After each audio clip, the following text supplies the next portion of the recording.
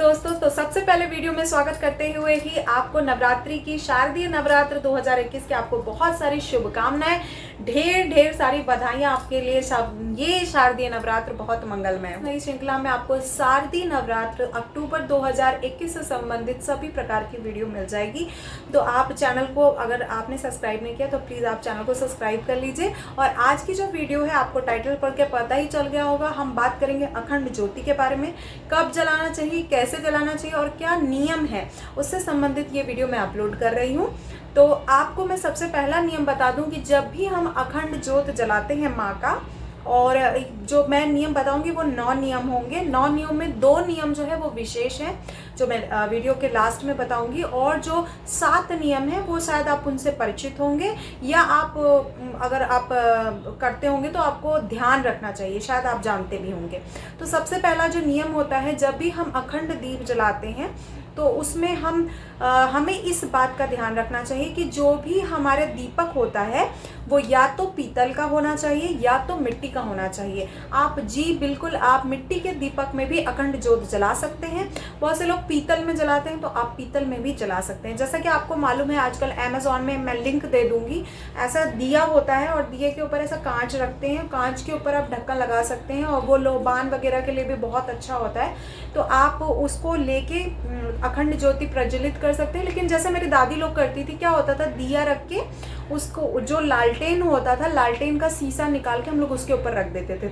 तो इस तरह से भी आप अखंड दीप जला सकते हैं। अगर इस तरह से नहीं जलाना चाहते तो आप एक काम कर सकते हैं कि जब भी आप अखंड दीप जलाएं तो आप उसके आसपास ही रहें, वरना लेकिन आपको लेना पड़ेगा, क्योंकि रात में बहुत ज़्यादा चांसेस होते हैं डैमेज होने के। मान लीजिए कोई कीड़ा वगैरह आ जाता है, तो इसलिए तो आप थोड़ा बड़ा दीपक लें और अखंड ज्योति उसमें जलाएं। तो पहला नियम है कि मिट्टी का दीपक लें। दूसरा नियम है कि आप मिट्टी या पीतल दोनों में से कोई भी चीज़ ले सकते हैं। दोनों चीज़ें शुभ होती हैं। ज़्यादा जो है वो मिट्टी का दीपक शुभ माना जाता है। तीसरा जो मैं बताना चाहती हूँ वो ये है कि जब भी आप दीपक की स्थापना करें तो उसमें जो दीपक होता है, जो अखंड ज्योति का दीपक होता है, वो होता है रक्षा सूत्र का। यानी रक्षा सूत्र को पहले दीपक में लपेटना होता है, और वही रक्षा सूत्र, वो आप जो कलावा होता है वो रील में बंधा होता है। तो जब मैं नवरात्रि का व्लॉग शेयर करूंगी, तो अगर आप में से किसी ने नहीं किया है तो आप उसमें देख सकते हैं कि किस तरह से अखंड ज्योत जलाई जाती है।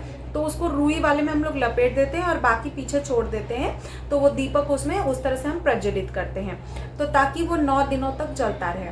उसके बाद जब भी आप दीपक बनाएंगे, उसका चौथा रूल ये है कि जब भी आप दीपक अखंड ज्योति जलाते हैं तो उसका थोड़ा सा ये ध्यान रखना है कि दीपक की पूजा जरूर करें। उसके नीचे अष्टदल कमल बनाएं, ये बहुत ही शुभ माना जाता है। दीपक जो अखंड ज्योत होता है उसके नीचे अष्टदल कमल बनाया जाता है। उसको बाकायदे जो है आप फूल चढ़ाएंगे, उसके अलावा रक्षा सूत्र चढ़ाएंगे। तो ये विशेष जो होता है, जैसे हम बाकी चीज़ों का पूजन करते हैं, कमल, श्रीफल, श्री यंत्र का पूजन करते हैं, जो हमारा कलश होता है, श्री कलश, उसका पूजन करते हैं, वैसे ही अखंड ज्योति का भी पूजन किया जाता है।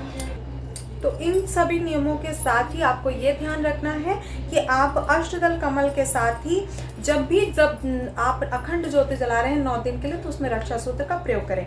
ये जो है हमारे 5 नियम हो गए। छठवां नियम ये है कि हम जो अखंड दीपक में देसी घी का प्रयोग कर सकते हैं। देसी घी बहुत शुभ माना जाता है। देसी घी के प्रयोग से आप अखंड दीपक 9 दिन जला सकते हैं। 7वां जो मैं बताना चाहती हूँ आपको, कि आप अगर देसी घी नहीं यूज़ करना चाहते हैं तो आप तिल का भी प्रयोग कर सकते हैं। तिल के तेल से भी अखंड ज्योत आप जला सकते हैं, ये भी बहुत शुभ माना जाता है। तिल का तेल जो है वो जितने भी पूजन है, लक्ष्मी पूजन है या श्रीयंत्र पूजन है या कात्यायनी पूजन में बहुत शुभ माना जाता है। तो तिल के तेल का प्रयोग कर सकते हैं। इसके अलावा मैं आपको जो 2 विशेष बात बताना चाहती हूँ, जो 2 लास्ट पॉइंट है, यानी 8वां और 9वां।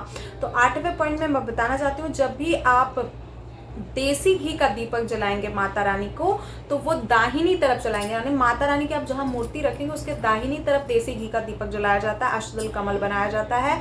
और जब आप तिल के तेल का दीपक लगाएंगे तो आप उसको बाईं तरफ, माता रानी के बाईं तरफ पे आप उसको रखेंगे अष्टदल कमल के ऊपर। तो ये मेन इंपॉर्टेंट पॉइंट था जिसको आपको ध्यान रखना है। और लास्ट पॉइंट मैं आपको बताना चाहती हूँ, बिना गणेश पूजन के आप मन में श्रद्धा भाव लेकर गणेश पूजन करें और उसके बाद ही आप दीपक को प्रज्वलित करें, या अखंड दीपक का जो है जो अग्नि देवता का आवाहन किया जाता है आप तभी करें। और यही जो है वास्तविक रूप से सफलता, अखंड ज्योति की सफलता का बहुत बड़ा मूल मंत्र है, क्योंकि हम गणेश भगवान को याद नहीं करते हैं। तो गणेश भगवान के आवाहन के साथ ओम गंगणपतये नमः, ओम गंगणपतये नमः, ओम गंगणपतये नमः 3 बार आप उनको स्मरण के साथ ही दीप प्रज्वलित को अंत करने के साथ ही आप सबका आभार प्रकट करना चाहती हूँ। आप सबके प्यार और सहयोग की वजह से ही हम आज इस लेवल पे हैं, तो बहुत बहुत आभार। और उससे पहले मैं आपको ये भी बताना चाहती हूँ जाने से पहले कि नेक्स्ट जो वीडियो होगी वो नवरात्रि के प्रथम से लेकर लास्ट दिन तक की होगी, यानी प्रथम देवी की पूजा क्यों करते हैं, कैसे करते हैं, उनका मंत्र क्या है, उसमें आपको क्या भोग लगाना है, खुद क्या खाना है, संकल्प कैसे करना है, सारी वीडियो अपलोड होगी। आप प्लीज़ उसको चेक कर लें और या फिर आपको आई बटन में शो हो रही होगी। तब तक के लिए नमस्कार।